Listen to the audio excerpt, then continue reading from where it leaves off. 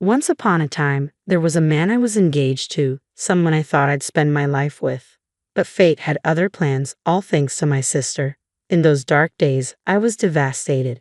Now, though, I found new joy, and I'm eager to share it with my sister and my ex-fiancé. My name is Catherine. I'm not stunningly beautiful, just an ordinary office worker. But once upon a time, there was a man named Bob who had promised to marry me. Bob was the handsome type with a career in a prestigious firm, the kind of guy people called a catch. We were blissfully happy in a way that made me believe it would never end. But then life's cruelty intervened. I never did marry Bob, all because of my sister. My sister's name is Sophie, and she has always had a keen interest in fashion, which she maintains to this day. Unlike me, Sophie has always been meticulous about her appearance and has always been naturally beautiful.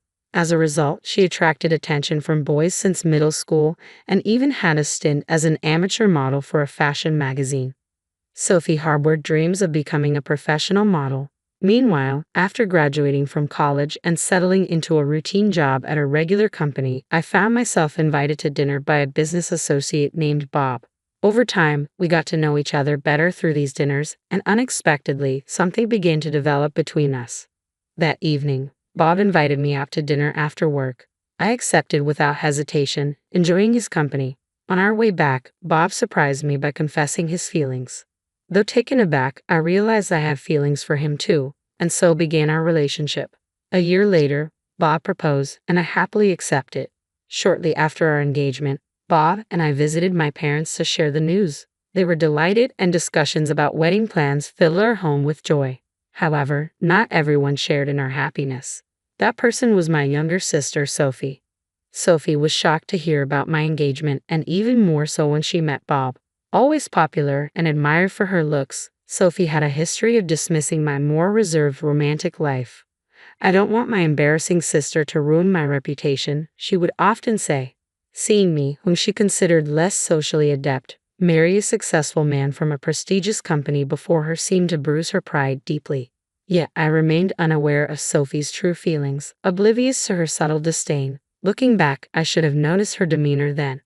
One day, Sophie casually asked, "Since you're going to be my brother-in-law, can we exchange contact information?" Bob and I saw no reason to refuse, so we exchanged numbers without hesitation. As I neared the end of my job tenure, there were many late nights spent wrapping up projects. Then, on a day when my parents were away, Sophie put her plan into motion, a plan she likely devised long before. Knowing I would soon leave our family home to live with Bob, Sophie seized her opportunity. She called Bob, fabricating the story. "Bob, my sister suddenly came home sick. Our parents are out of town, and I'm feeling uneasy being alone. Could you come over?" Deceived by her ruse, Bob, who was just finishing work, rushed to our house without suspecting anything amiss. I rushed over because I heard Catherine was ill. "Where is she?" Bob's concern was palpable, and naturally, he assumed I was home. But Sophie quickly admitted, "I'm sorry, Bob. I lied to you. My sister isn't sick, she's still at work." Instead of anger, Bob responded with a puzzled expression. "Why would you lie about that?" Sophie, visibly nervous, began to explain. Meanwhile, after finishing my workday, I arrived home to an unexpected sight. Bob was there. Despite the surprise, I greeted him cheerfully. "Oh, you're here. What's up?" Little did I know, this moment would soon bring the deepest despair and sadness I had ever known. "Catherine, I'm sorry. I think we should break up." Bob's words hit me like a sudden storm. Unable to grasp their meaning at first, I stammered, "What? Are you serious? Break up? What's going on?" As I pressed for answers, Sophie entered the room, casting an uneasy atmosphere over us all. "Catherine, the truth is, I've been seeing Sophie. I'm sorry, but I've fallen in love with her more than I realized." Bob's words left me stunned and confused. Still reeling from the shock, Sophie added, "I'm sorry, Catherine, but Bob has decided to marry me." I felt utterly lost and devastated. Then Sophie, with an awkward attempt at comfort, said, "You might not want to attend our wedding ceremony, but please come to the reception, won't you?" Tears were all I could manage. Sophie had stolen my fiancé away from me. I felt abandoned, and the pain was overwhelming. My parents were deeply concerned, watching helplessly as I withdrew into my room. Having already quit my job, I felt utterly powerless. Messages from my former coworkers asking about the wedding plans only intensified my sorrow. I could only reply, explaining it would be a simple family affair. Months later, I found myself in a new and unfamiliar place, determined to begin anew and find true happiness. After the painful breakup with Bob, I had withdrawn for a time, but a newfound determination welled up inside me. Why should I continue to suffer? It was time to move on. Things progressed swiftly from there. I spoke with my parents, deciding to leave home and start afresh in a completely different environment. The new place was serene, surrounded by lush greenery.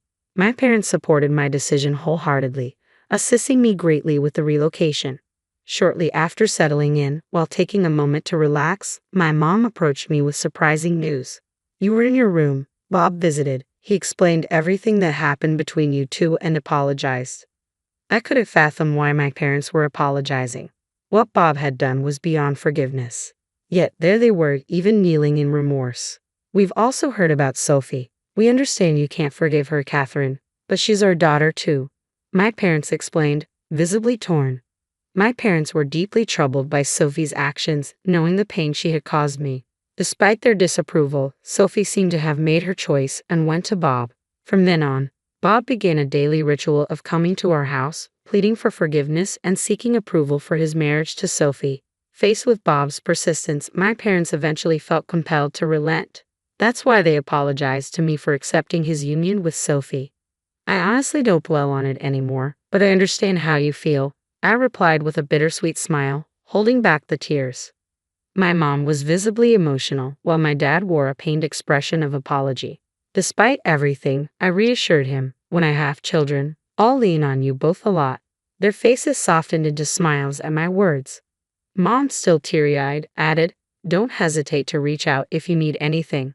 As I settled into my new life and found some peace of mind, I began working at a cozy little restaurant. The team was small, but the atmosphere was bright and welcoming, which I appreciated greatly. The banter among the staff, especially the teasing directed at the manager Steve, added to the warmth of the place. A few months into my job, a pivotal event unfolded that would shape my future. It happened one evening as Steve offered me a ride home after work and confessed his feelings for me. I was taken aback and uncertain. Steve was genuinely a good guy, kind-hearted with both charm and a friendly demeanor that appealed to many. Yet I couldn't shake off the past hurt that still lingered within me. I feared the possibility of facing abandonment once again. Steve seemed to sense my hesitation and assured me there was no rush for an answer before heading home for the day. Despite the initial awkwardness, the familiar camaraderie with the part-time staff and Steve's kindness helped ease my worries. Deep down, I felt my heart had already made a decision. During a break, I discovered something about Steve's past. It turned out he had been betrayed by someone he had been dating and had a rough experience at his previous workplace before joining the restaurant. We shared a similar pain of betrayal by those we trusted. That day, I chose to accompany Steve home to listen to this story. Along the way, he opened up about his past. He had previously managed a store, but due to certain events, the store lost credibility and eventually closed down. Steve bore the brunt of the blame and lost his job as a result.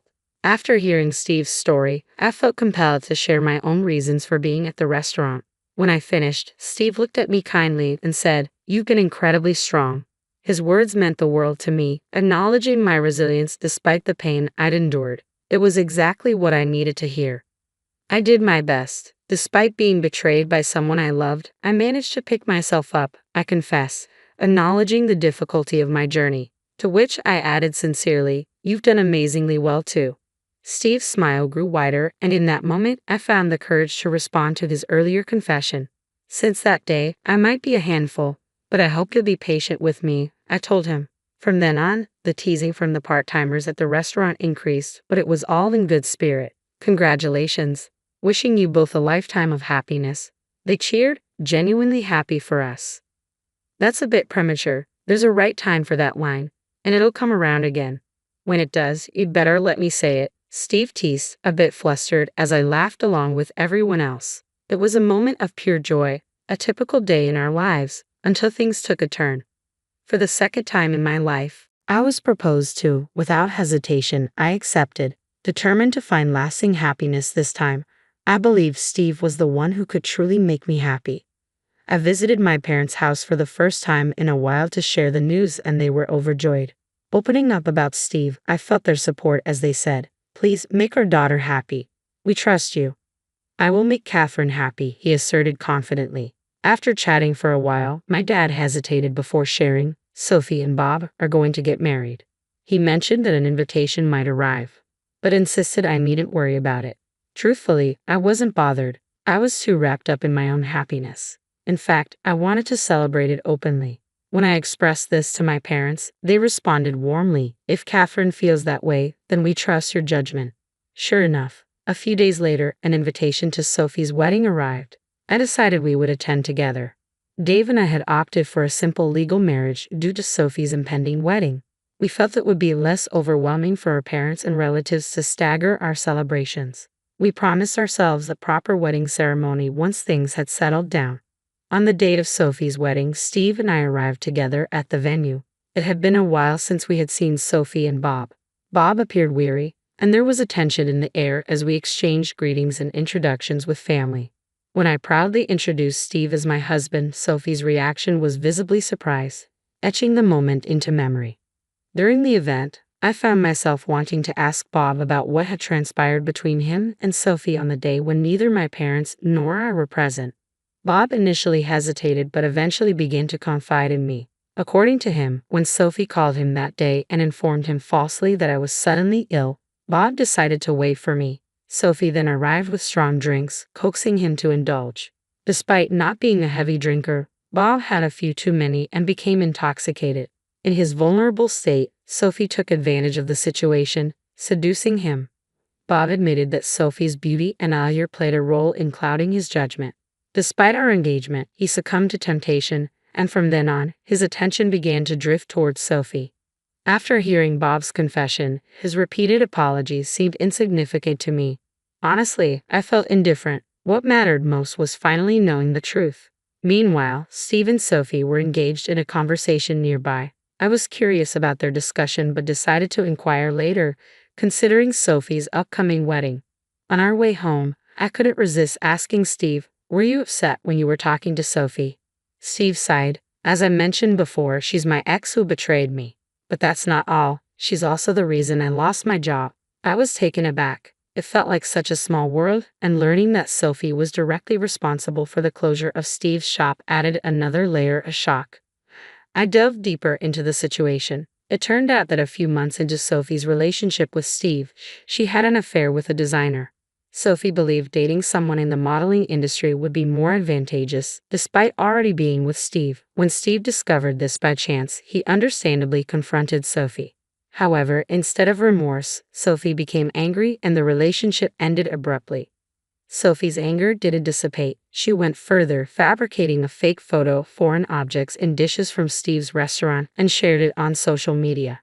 Given her modeling career, she had a substantial following, and the photos quickly went viral. The negative publicity reached Steve's boss, who had entrusted the business to him amid declining profits. The resulting closure of the restaurant led to Steve losing his job, with him unfairly shouldering the blame. Steve harbored deep resentment over the incident. Not knowing the true culprit behind the fabricated photo, he was left without a target for his anger.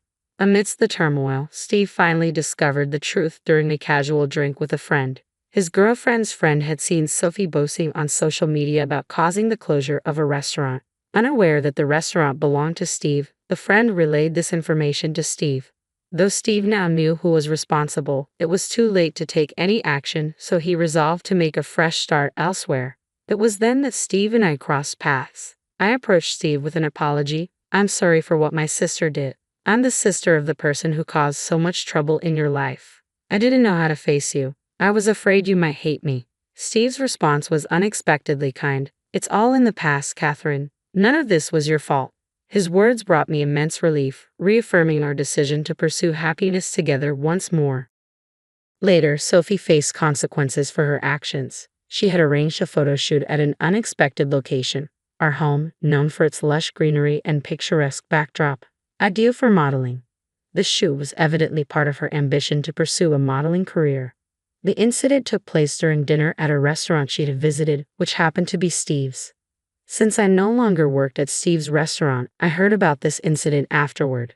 Upon recognizing Sophie at the entrance, Steve promptly intervened, stating firmly, I'm sorry, but I can't allow you to enter. He refused Sophie and her group access, prompting the staff to inquire about the situation. Steve proceeded to disclose Sophie's past actions and the hardships he had endured because of her. She has a criminal record, and I have evidence to support it. I can't risk a repeat of past troubles, so I must refuse her entry. There was stunned silence among the staff, and Sophie visibly paled at Steve's words. Moreover, Steve declared his intention to inform the president of the company where Sophie was poised to start about her troubled history. The individual who had scouted Sophie was taken aback and urged Steve to reconsider, but Steve remained resolute in his decision. As a result, Sophie's scheduled photoshoot was canceled, and news of the incident spread throughout the industry, shattering her aspirations of becoming a model. No one wanted to associate with someone who had caused such a significant scandal in the past. Adding to this, I learned from my mom that Bob's company had been experiencing declining performance lately, and he was now under consideration for demotion. She appeared concerned about what the future held for both of them. Despite the tumultuous events, Steve and I continued to enjoy our days together happily. Today marks the eve of our long-awaited wedding. We've both overcome challenges in the past, but now we're filled with joy. There's also a new life growing within me. Congratulations. Wishing you a lifetime of happiness. The staff from the restaurant where we first met cheerfully repeat this familiar phrase. Thank you, I respond gratefully, stating before everyone, I pledge to cherish our family always and to seek happiness forevermore.